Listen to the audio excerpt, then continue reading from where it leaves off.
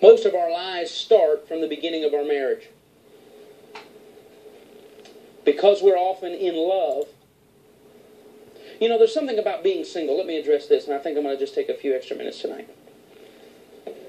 There's something about being single that single people a lot of times don't value. And you don't really value your singleness, and you don't really have to deal with the truth about yourself while you're single. Because when you're a child, you learn how to survive, and you learn how to deal with your feelings, your personhood, or your intentions. And you actually learn by experience, I felt that way around this person and I got nailed, don't feel that way again. I acted like this around this person and got in trouble for it, or had conflict, so don't do that again. And in actuality, you will seek now varying circles in your life that allow you to be different parts of who you are. So you have a group of friends that really likes this part of you because you can't do it around your family because they think you're hyper or you're too dramatic, you should be calm. And so you get around this kind of thing. But then you don't want to deal with them all the time because they get a bit intense. Sometimes you want to chill, so you go back home and you just chill. And then you got other type of friends that you want to get real spiritual and you want to go and you just want to quiet and you want to mellow out. And then you know, they're kind of deep and you don't need them talking all the time. So, you know, always trying to figure out the mysteries of life. So you just want to have this other group of friends. We just go out and we have fun. We just go out and that's all we do is have fun. And really, you never have to confront you. Because when you're single, you can just pop in anywhere, and you go over here, and you get what you need. You go over here, and they like what you have to give, and you just kind of float through this thing. And then all of a sudden, you fall in love with somebody, and then they get the whole package. And for the first time, unlike your friends that you could never talk philosophy around because they weren't deep, but you had this one partner over here that you could really get deep about things, you don't have another partner to go talk to. And if they don't like your philosophy stuff, you're stuck. And you're offended that they don't like your philosophy stuff because I thought when you bought into this and when you signed the dotted line, you bought into all of me, not realizing that if they were one of your friends, you would just keep that part of your life away from them. Listen, single people can have an opinion that they never have to express because that error in judgment doesn't affect me, and that's your poor taste, not mine. Married people need to say something. Because what you're doing is getting ready to drag me down. See, when you're single, you just look at people and say, oh my God, I can't believe they're doing that. But until you're hooked up with one. Now all of a sudden you find and you're really proud of the fact that you don't judge anybody. Because there's nothing riding on your opinion. Single people just get to go find something else to do.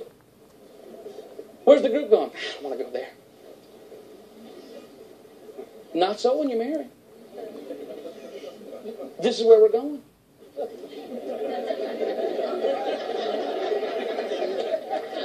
And we're going to go one of two ways. And if we go my way, we'll be all right. But if we go the other way, there's going to be a lot of pouting and a lot of door slamming and a lot of whining.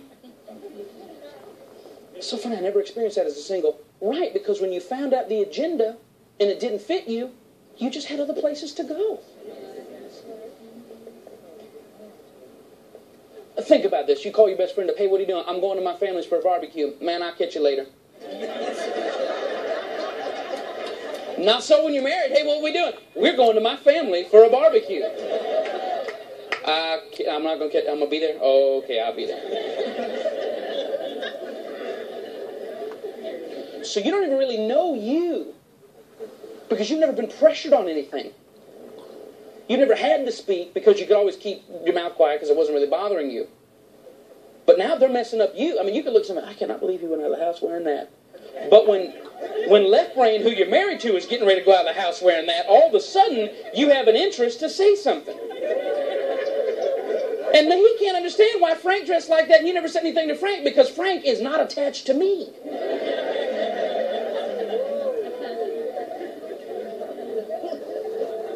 And so you feel like all this stuff came out. It was always there.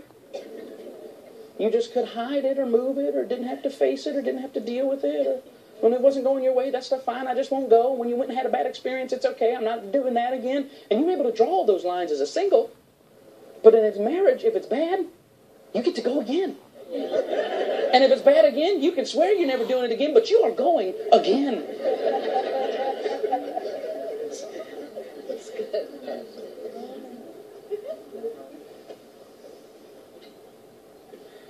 I'm so alone.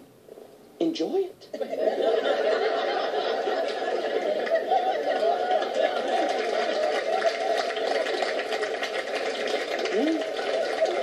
It all changes.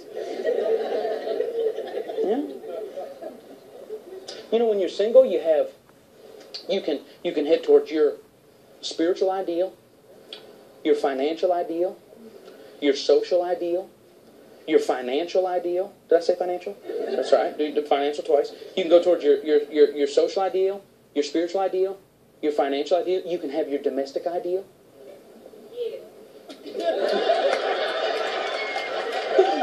Amen, Pastor. Yes. And not only that, you can do your financial ideal, your social ideal, your spiritual ideal, your domestic ideal, all at your own pace, in your own style. But you get married and all of a sudden you realize you have to accommodate somebody else's financial ideal, spiritual ideal, social ideal, domestic ideal, at their pace. And instead of what you were single, and the great thing about being single is if you change or learn something new, you just do it. You presented it to the team. They signed off on it. They said, sounds good. But you get on a path and want to change up. And all of a sudden we hear saying, well, we didn't agree on. What does it mean we didn't agree on that? I'm supposed to be free to just, as I discover, to change. And now what you find yourself doing, you had no conflict. If you're a pay the bill every time it comes in full person, no big deal. If you're a pay the minimum payment person, no big deal. But when an on time in full and a minimum payment person now have to carve it out together, all of a sudden you didn't realize how passionate you were about money. Because you've never had a fight with yourself. Well, you're going to pay it, I ain't going to pay it, you're going to do what I say. Well, I'm not talking to you.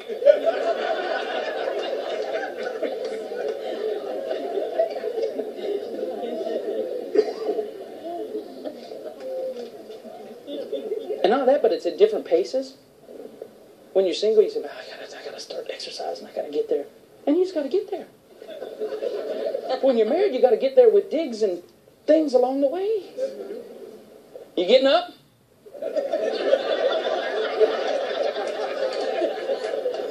Well, I was, but just to spite you, no. Because you had your own pace to do it. But you know what, you get married, now you start living a lie. Because somewhere in there, your financial idea and all that other stuff gets lost. And a lot of times you just swallow it because you want to keep the peace. And you really think that having a live feeling, a live being, or a live intention is real marriage. But all it's doing is tearing your spirit up.